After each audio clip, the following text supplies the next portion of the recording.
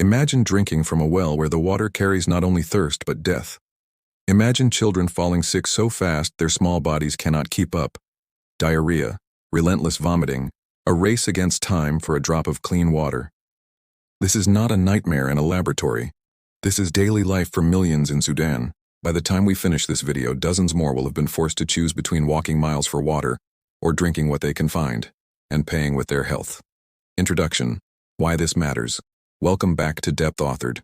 Today we're going deep, not into organs or cells alone, but into how a failing water system rewires entire human bodies and lives. We'll track how contaminated or scarce water triggers cascades, dehydration that tips into kidney failure, diarrheal disease that distorts electrolyte balance, malnutrition that erodes immunity, and even developmental brain damage in children. We'll use frontline reports and scientific studies to explain the physiology, share real stories from Sudan, and end with what must change. Here's the map. First, the context. Conflict, flooding, and decayed infrastructure. Then the medical core. Pathophysiology of waterborne disease, dehydration, malnutrition interactions, pregnancy and child effects, and chronic exposures, chemicals, heavy metals. We'll tie each physiological point to human stories and finish with policy and personal takeaways. 1. What caused the crisis? Sudan's water crisis is driven by a toxic mix. Active conflict since April 2023 that destroyed infrastructure, seasonal floods that contaminate water sources, and mass displacement that overwhelms sanitation systems. Humanitarian agencies report that large portions of the population, often tens of millions, lack basic safe drinking water and sanitation, increasing vulnerability to outbreaks like cholera. When pumps and treatment plants fail, people turn to unsafe sources. Surface water, shallow wells, or even water in which bodies or sewage have been dumped. The result is explosive disease transmission. 2. The immediate physiological threat, waterborne infections. Overview, pathogens carried in contaminated water. Contaminated water can carry bacteria, like Vibrio cholerae, E. coli, Salmonella, viruses, rotavirus, norovirus, protozoa, Giardia, cryptosporidium, and parasites. Their effects range from acute, explosive diarrhea to chronic intestinal damage. 2.2 Cholera. A deep physiological breakdown. Cholera, caused by Vibrio cholerae, is a textbook example of how a single pathogen can hijack physiology. The bacterium produces cholera toxin, which binds to intestinal epithelial cells and permanently activates adenylate cyclase inside those cells. That raises intracellular camp massively, causing the CFTR chloride channels to open and pump chloride into the gut lumen. Sodium and water follow, producing copious watery diarrhea, the classic rice water stool. 2.3. Diarrhea, electrolytes, and cardiac risk. Beyond fluid loss, electrolyte disturbances are critical. Potassium loss in stool can precipitate dangerous cardiac arrhythmias. Loss of bicarbonate can cause metabolic acidosis, impairing cellular function. Children are especially vulnerable. Small bodies become dehydrated faster, and even moderate electrolyte imbalance can impair cardiac, neurologic, and muscular systems.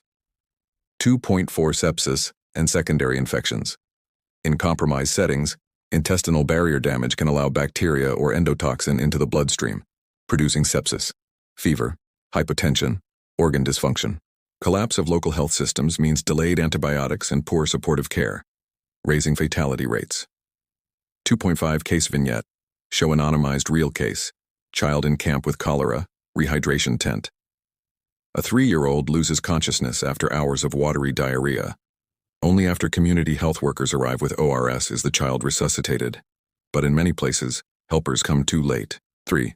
Dehydration beyond immediate fluid loss. Organ systems affected. 3.1 Kidneys. Acute kidney injury, AKI.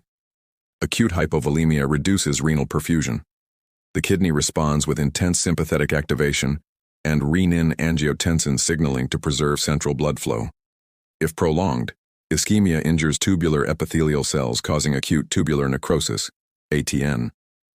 Clinically, urine output plummets, creatinine rises, and patients may need dialysis, which is rarely available in a crisis. 3.2. The heart and circulation. Hypovolemia increases heart rate and contractility, but reduced preload limits cardiac output. Severe electrolyte disturbances, particularly hypokalemia and hypomagnesemia, predisposed to ventricular arrhythmias, which can cause sudden death even if rehydration is attempted. 3.3. Brain and nervous system. Rapid osmolar shifts and electrolyte imbalance can provoke seizures, confusion, and decreased consciousness. In children, repeated dehydration episodes and infections can reduce oxygen delivery during critical periods of brain development, with long-term cognitive consequences. 3.4. Lungs and secondary pneumonia risk. Weakened, malnourished children with reduced cough reflex and poor vaccine coverage are prone to secondary lung infections, which raise mortality further. 3.5. Summary: dehydration isn't just thirst, it's a multi-system collapse. Each organ has its own physiologic vulnerability. Combined, they become lethal. 4. Malnutrition, the silent amplifier. 4.1. The vicious circle. WASH, disease, malnutrition. Repeated diarrheal illness directly causes malnutrition by reducing nutrient absorption and increasing energy needs. Malnourished children then have impaired gut integrity and weaker immune responses. More infection, more malnutrition. Agencies have documented emergency levels of child malnutrition across Sudan, with areas reporting critical acute malnutrition rates. 4.2. Physiological mechanisms in malnutrition. In protein energy malnutrition and micronutrient deficiencies, iron, zinc, vitamin A, the immune system becomes dysfunctional. Fewer T cells, impaired mucosal immunity, and poor vaccine response. The gut microbiome and mucosal barrier change, increasing pathogen translocation. This makes routine infections more severe and recovery harder. 4.3. Developmental consequences for children.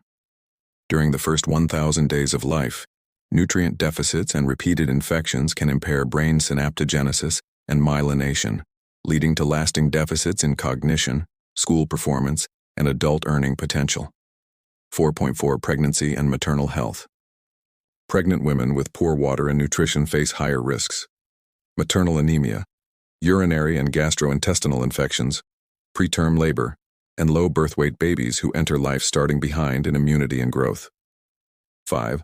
Chronic exposures and lesser-known physiological harms. 5.1. Chemical and heavy metal contamination.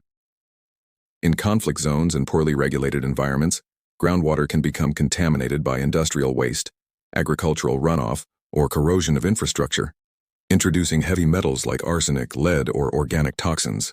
Chronic exposure affects neurodevelopment, lead, causes chronic kidney disease, and increases cancer risk. Data in Sudan are limited, but such exposures are a plausible and under-recognized health frontier.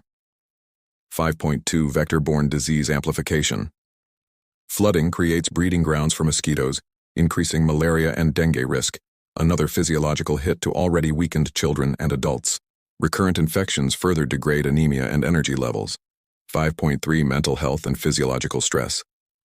Water scarcity and disease drive chronic stress.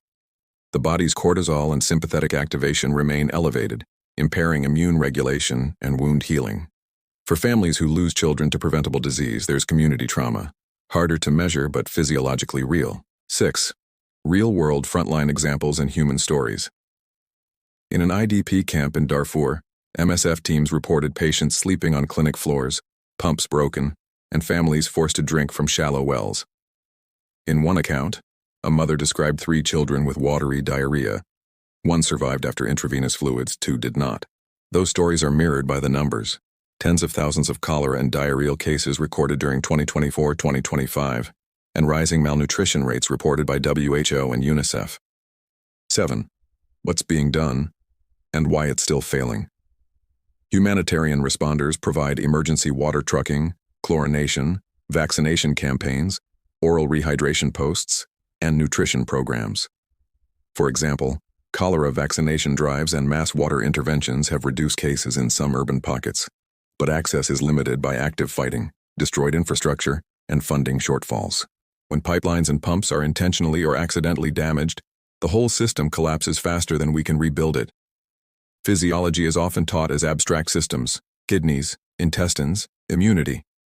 But Sudan's water crisis shows us physiology in context, how social breakdown, war, and environmental change translate into fluid shifts, electrolyte storms, kidney failure, and stunted brains. The dark side of physiology isn't a mystery. It is a predictable response to predictable insults. And because it's predictable, it's preventable.